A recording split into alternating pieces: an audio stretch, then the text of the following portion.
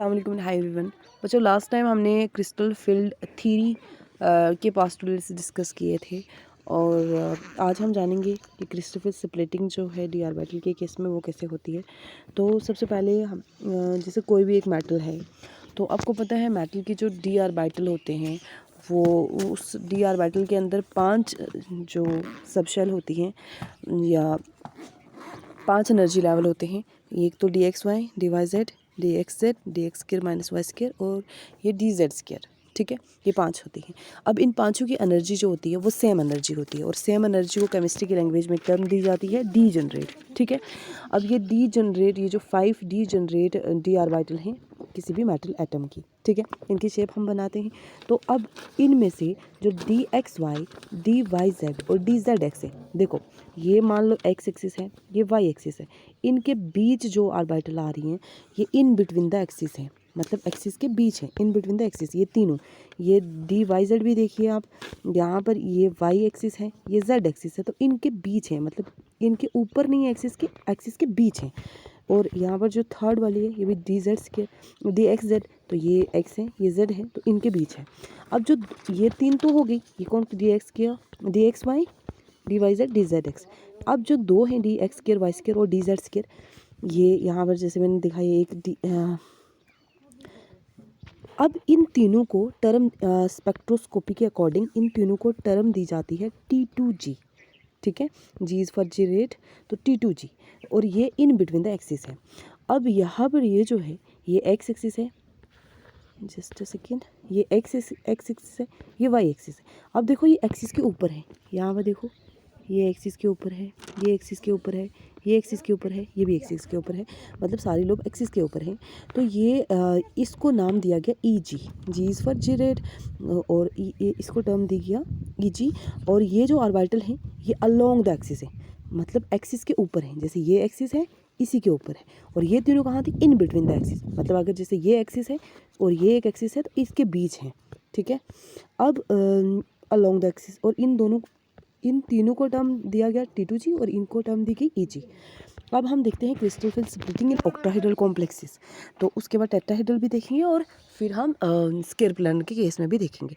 तो चलो सबसे पहले हम देखते हैं crystal field splitting in octahedral complexes. सबसे पहले मान लो हमने कोई कॉम्प्लेक्स फॉर्म किया, उस कॉम्प्लेक्स में एक मेटल होगा, तो मेटल की जो डी ऑर्बिटल है वो हमने यहाँ पर बना दी। ठीक है, ये डी जनरेट डी ऑर्बिटल है मेटल एटम की, ठीक है, सबकी एनर्जी सेम है।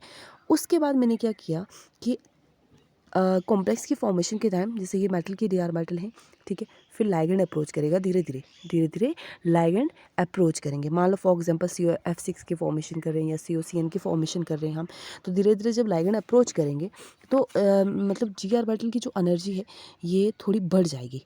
ठीक है, और ये थोड़ा ऊपर चलेगी तभी।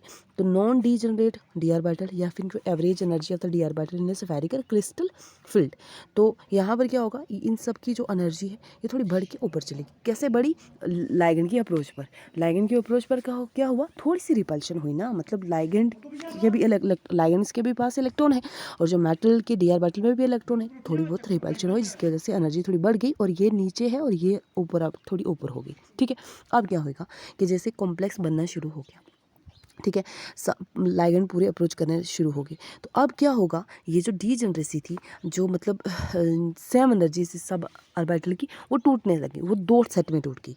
ठीक है, 2 सेट में, एक सेट वो जिसकी एनर्जी हाई थी, दूसरा सेट वो जो नीचे हमने बनाया जिसकी एनर्जी कम थी। अब भाई कौन सा सेट की एनर्जी हाई होगी, कौन सा सेट की एनर्जी लो होगी, तो वो हम देखते हैं। देखो ऑक्टाहेड्रल कॉम्प्लेक्सेस के केसेस में जो लाइगेंड आते हैं मेटल की तरफ, वो किस तरफ से आते हैं, अलोंग द एक्सिस, मतलब अलोंग द एक्सिस का मतलब जैसे ये एक एक्सिस है, मान लो ये एक्स एक्सिस है, ये वाई एक्सिस है, तो इन्हीं के ऊपर से आएंगे। ठीक है, लाइगेंड इसी तरफ से आएंगे।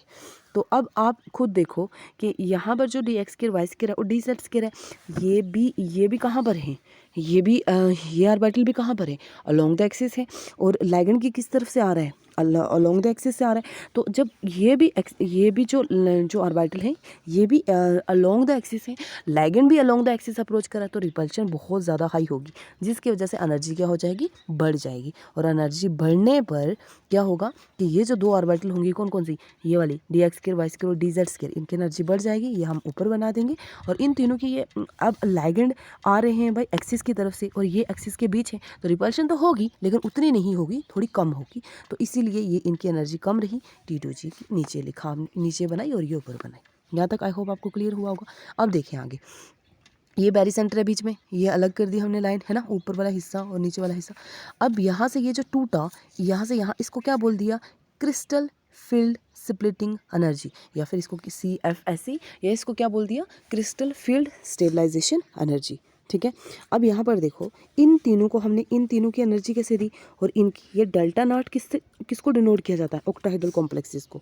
ठीक है, अब ये एनर्जी हमने कैसे दी, तो ये रट्टा मारने की ज़रूरत नहीं है। यहाँ पर आप एक ट्रिक से याद रखिए, देखो यहाँ पर पूरी कितनी ऑर्बिटल थी, 5, तो डिनोमिनेटर में आप लिखिए 5। अब यहाँ पर देखो इनकी एनर्जी क्या हुई, डिक्रीज हुई है ना, कम हुई है ना, तो माइनस का साइन लगा दीजिए। अब कितनों में से कम हुई है भाई, 2 में से, मतलब ये जो ऊपर हमने 2 बना दी, उनमें से इन 3 की एनर्जी कम है, तो इसीलिए हमने क्या लिख दिया, -2/5, जो किसके बराबर होगा, -0.4 डेल्टा नॉट के बराबर होगा। ठीक है, आई होप यहाँ तक क्लियर हुआ होगा। अब यहाँ पर देखो, ऊपर हमने क्या किया, ऊपर हमने लिखा वही डिनोमिनेटर में 5, क्योंकि टोटल कितनी थी, 5 ऑर्बिटल थी डी।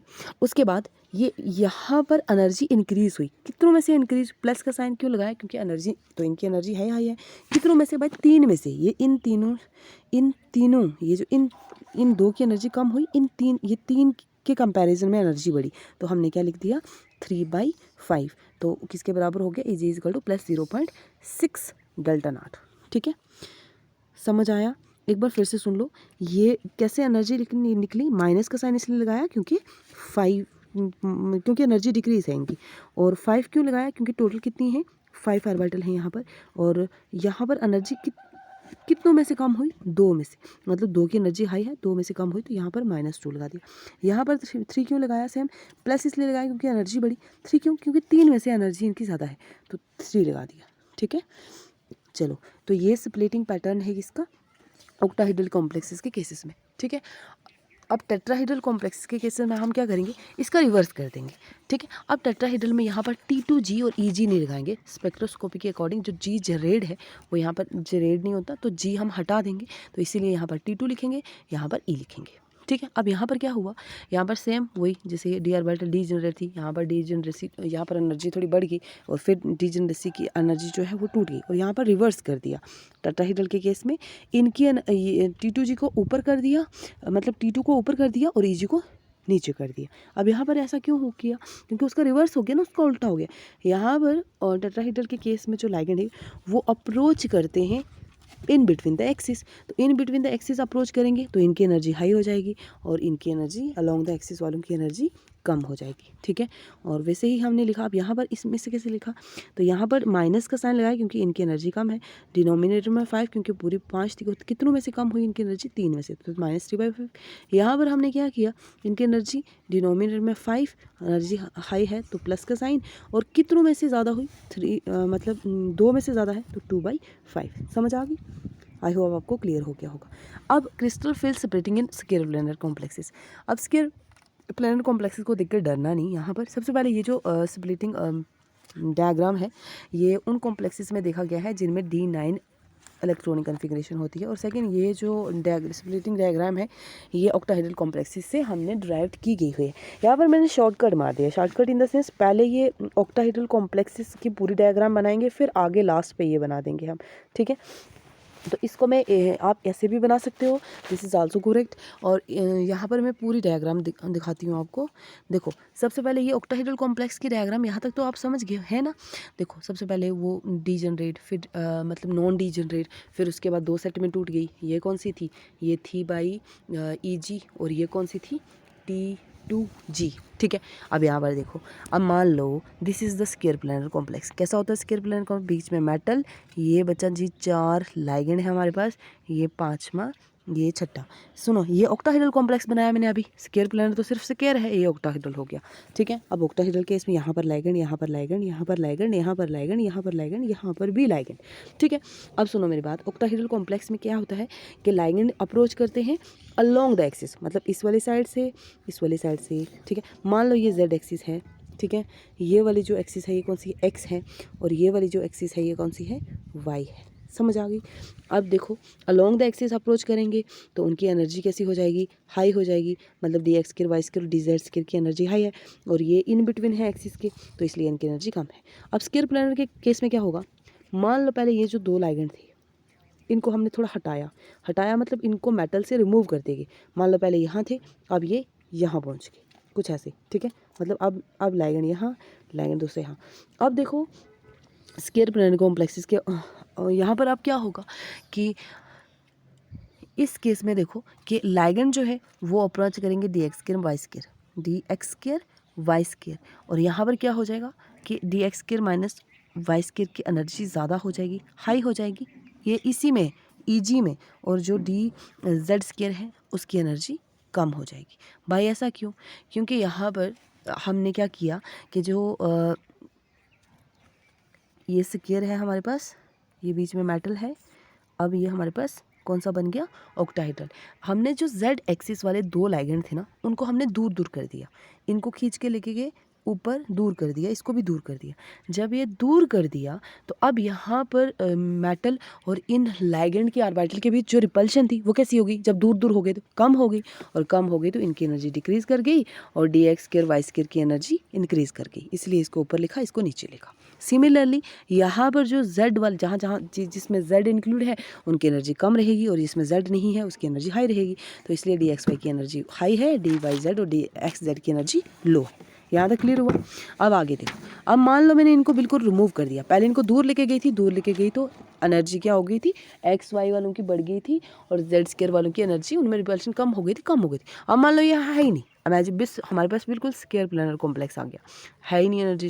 जब एनर्जी है ही नहीं है बच्चा, तो फिर जो डी एक्स वाई वाले साइड के जो देखो अब इधर तो है नहीं है, तो डी ये एक्स एक्सिस है, एक सेकेंड मैं दोबारा इसे बनाती हूँ,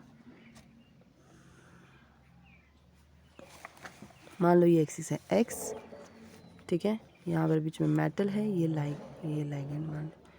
लाइगेंड एक्स एक्सिस, ये वाली कौन सी है, वाई एक्सिस, ये भी वाई, यहाँ पर लाइगेंड, यहाँ पर लाइगेंड, ठीक है। अब हमने रिमूव भी कर दिया जेड एक्सिस, यहाँ पर कुछ भी नहीं है क्योंकि यहाँ से हमने रिमूव कर दिया, ठीक है, यहाँ पर भी कुछ नहीं है क्योंकि हमने रिमूव कर दिया। अब देखो बच्चा, ये जो d x square y square होगा ये अलोंग द एक्सिस है ना, ये एक्स स्क्वायर वाई स्क्वायर है ना, अलोंग द एक्सिस है, तो यहाँ पर क्या होगा, इनकी एनर्जी लाइगेंड भी इसी तरफ से अप्रोच कर रहे हैं तो इनकी एनर्जी तो हाई होगी, तो इसलिए d x square y square की एनर्जी हाई है, ठीक है।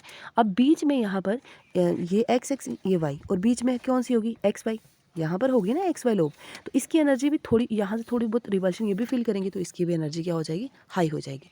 और फिर जेड तो है ही नहीं है, तो इसीलिए जेड स्क्वायर और वाई जेड और एक्स जेड की एनर्जी बहुत कम है क्योंकि वो यहाँ से हटा दिया हमने, इसलिए उनकी एनर्जी कम कर दी।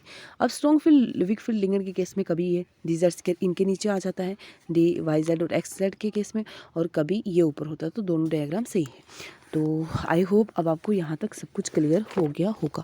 अब थोड़े से हम इसके देखते हैं, हम इसके जो क्या इसके डिसएडवांटेजेस या ड्रॉबैक्स क्या हैं, इसके हम लिमिटेशंस देख लेते हैं और उसके बाद हमारा ये टॉपिक कंप्लीट हो जाएगा। तो चलिए सबसे पहले हम देखते हैं कि लिमिटेशंस क्या है। एक तो ये जो अट्रैक्शन है न्यूक्लियस ऑफ मेटल और ऑर्बिटल ऑफ लाइगेंड, इनको इंक्लूड नहीं करता। इस तरह मतलब ये एक्सप्लेन नहीं कर पाती जो उन प्रॉपर्टीज़ को जो ऑर्बिटल ऑफ लाइगेंड पे डिपेंड करती है। सेकेंड, इसके अकॉर्डिंग जो मेटल लाइगेंड जो बॉन्ड है वो 100% आयोनिक होता है, लेकिन एविडेंसेस हैं हमारे पास, जैसे spectroscopy ESR electron spin resonance, जहाँ पर इलेक्ट्रॉन जो शेयर्ड होते हैं मेटल और लाइगेंड्स के बीच, और जो कन्फर्म करते हैं covalent type of bond between metal and ligand, ठीक है। थर्ड डिसएडवांटेज क्या है कि ये एक्सप्लेन नहीं कर पाती कि जो वाटर है वो स्ट्रॉन्ग क्यों है हाइड्रोक्साइड आयन से स्पेक्ट्रोकेमिकल सीरीज़ में। और फोर्थ लिमिटेशन क्या है कि इसने पाई बॉन्ड का एग्जिस्टेंस मतलब बताया ही नहीं, उसकी एग्जिस्टेंस इसने मतलब बताई ही नहीं। अब चलो इसके कुछ एप्लीकेशंस देख लेते हैं। तो पहला जो एप्लीकेशन है वो है कलर ऑफ कॉम्प्लेक्सेस। तो इसने एक तो है कि इसकी वजह से हम डी ट्रांजिशन की वजह से हमने मालूम कर लिया कलर, मैग्नेटिक प्रॉपर्टीज़ को ये बताता है, तो ये कुछ इसके एप्लीकेशन थे। इसी के साथ हमारा ये टॉपिक कंप्लीट होता है। तो आज के लिए इतना ही, थैंक यू।